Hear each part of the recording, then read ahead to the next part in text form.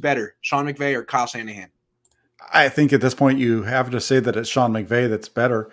You look at their careers as head coaches, and McVay's hasn't had a losing season in 5 years. He's been to the Super Bowl twice now. He's won it once. He only has 1 year in which they haven't made it to the playoffs, and even his worst season, they were 9-7. It's tough on Shanahan because he did come into a different situation, right? Than what McVay came into.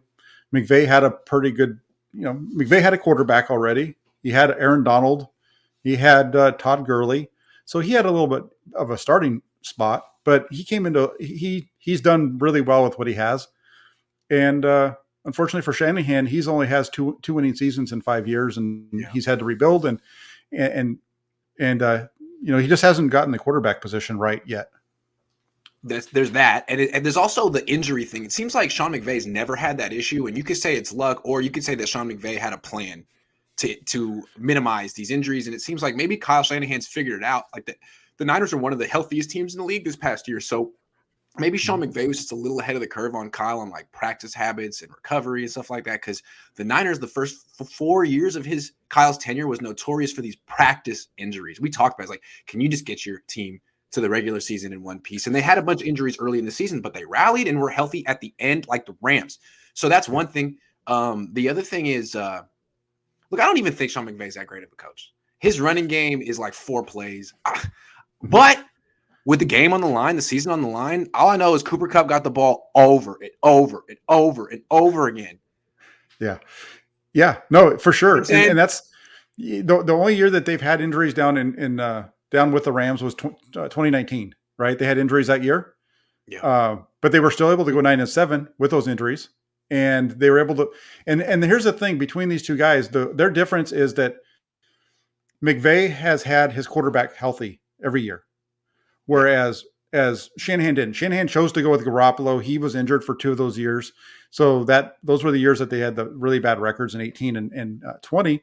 And this year, even though they had the injuries, Garoppolo stayed healthy for the most part. And so even though Garoppolo is, maybe slightly better than Jared Goff or around that same range, both coaches have shown that they can do it. Rob pointed this out to me last night. He didn't even realize that he was pointed out to me.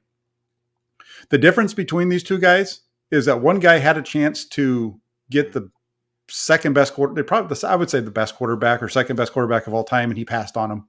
Right. And the other coach had a chance to get a really good quarterback, a generational talent type of guy, and he pulled the trigger. And that's the difference. Yeah, absolutely. I mean, I guess, look, the Niners are a couple years behind the Rams. I mean, in terms of going to the Super Bowl and moving off of their quarterback, but Sean McVay reached a limit with Jared Goff. He was not going to win a Super Bowl with Jared Goff. It's clear that, to me, Kyle's not going to win a Super Bowl with Jimmy Garoppolo. And you could blame whoever you want to blame in these fourth quarter meltdowns, but that's not going to happen, as close as they might seem to come. Mm-hmm. Let's see what he can do with Trey Lance. I mean, he may not be as good as Matthew Stafford. He may be better than Matthew Stafford, but this is the guy Kyle picked, right? Like he could have been more aggressive and gotten Stafford. I don't know what his plan was. Maybe he thought he was going to get Watson or Rodgers, but this is your guy. And he's much more talented. He knows your system. He's not a rookie anymore. He should be ready to let it rip. And if all this talent translate with all this supporting cast, I think a lot of people might expect some monster numbers, kind of like how Stafford did in LA this year. So we'll see. Yeah, I mean, maybe it's too soon to say McVay is better than Shanahan. Maybe Shanahan will turn around and win the Super Bowl next year with Lance, and it'll be even. So I don't know. What do you think?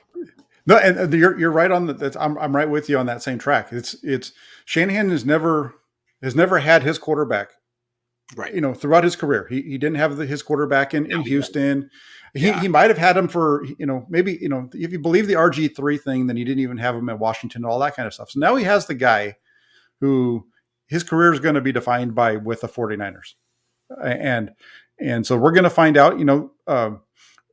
You can't say that he hasn't been aggressive in going out and getting a quarterback because they gave up 3 picks to get Lance, 3 first-round picks to get Lance. So he's going the younger route instead of the proven route. And we're going to find out in the next few years if Lance can come in and do what some other, high draft pick rookies have been able to do.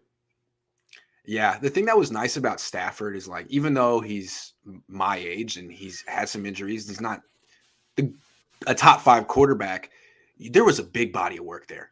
You knew Mhm. exactly what Matthew Stafford could. He's played so many games, and you know the throws he can make. You know every throw, and you think, well, maybe if he had a defense, maybe if he had a little bit of, maybe if he had a better. I mean, that was pretty obvious to put 2 and 2 together there. With Lance, there are so many unknowns. It's like algebra or Sure. calculus, where like everything is a variable. You know, it's like, well, we'll see. I don't know. Uh-huh. So I maybe that's Kyle's choice, and I'm with him on that. I like swinging for the fences, and developing your own quarterback, because it seems like Kyle could be a Niner lifer. He doesn't seem like he's necessarily trying to leverage this to get in the booth the way that Sean McVay might be. I mean, McVay might feel like, you know what?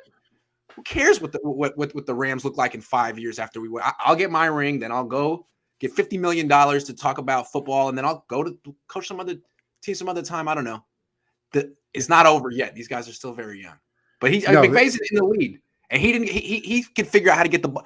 Hey, if McVay coached the Niners, Debo Samuel would have got the damn ball in the fourth quarter. That's all I'm saying. No, I think you're right there too.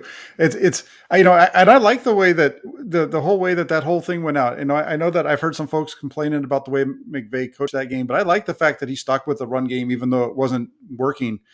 And because his defense he had a stud defense. His defense was amazing over the offseason, the postseason. I don't know if you saw what I put out yesterday, but they held their opponents to 9 conversions on 46 third downs over the course of the playoffs. That's nobody converted more. Can't do that. No, nobody converted more than three third downs against them in a game. There was a couple of them. There was fourth down conversions there as well. But when you hold teams to 9 of 46 on third down, you're going to win a lot of games. Yeah, absolutely. And that's where Aaron Donald plays in, right? Because he made whatever you want to say about Aaron Donald, he made some big plays in big moments in all of the games. Because I think he's the one that was pressuring Garoppolo a couple times there at the end of the. I could not stand the Bengals final play call. I still can't get over it, man. Like 4th and 1. I know you ran on 3rd and 1, it didn't work, but still, man, Aaron Donald is going to sack you on 4th and 1 if you throw the ball. What do you do? And there was no play action, no bootleg, just drop back and good. And you'd already gotten sacked 7 times. What a freaking surprise! Okay, yeah, you deserve that one.